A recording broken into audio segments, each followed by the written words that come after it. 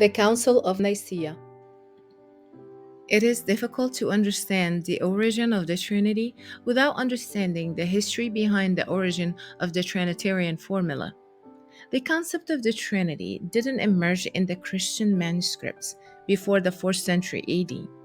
Apparently, it started to rise in the years that followed the First Council of Nicaea in 325 AD.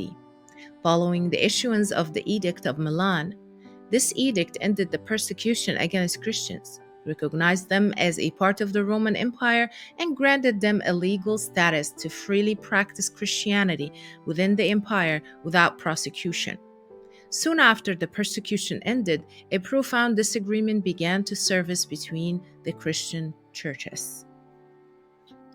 The First Council of Nicaea 325 AD was held to build a consensus between all churches about the nature of Jesus and his relationship with God. Constantine, the young Roman emperor, is determined to create a strong, unified, and invincible empire. He called for a council composed of prominent church leaders to protect his empire from inevitable division. This division was caused by a man named Arius of Alexandria who opposed the divinity of Jesus. The main purpose of the council was to defeat Arius and unite all the churches against the serious division that could undermine the whole theology of Christianity, and thus the whole Roman Empire. During the council, the division was so deep so that not all bishops agreed that Jesus is the begotten Son of God, not a created being. Arius of Alexandria and his followers believed in only one God and that Jesus is a created being and there was a period of time in which he did not exist, so he's mutable by nature, therefore he cannot be fully God. Arius was condemned and expelled from the council. Constantine dictated what exactly he wanted them to include in the Christian canons. Christians didn't dare to object or say no. Christians who were persecuted for centuries got a golden opportunity to become part of the empire, so they did exactly what Constantine wanted them to do.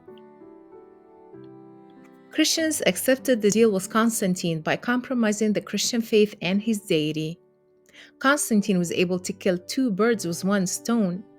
He gained the loyalty of Christians by codifying their worship, allowing them to practice their faith, and gathering them under the umbrella of the Roman Empire, which would bring stability to that vast empire that Constantine dreamed of building.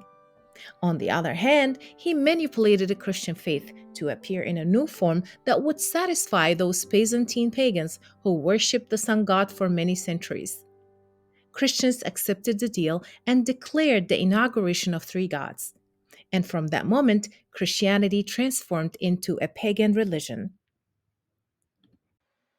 If you're interested to learn more about the Council of Nicaea, the similarities between the Roman sun god and Jesus, and the history behind Christmas and Easter holidays, read Chapter 12, Part 2 in my book, Is Jesus God? Thank you for watching, and I will see you next time.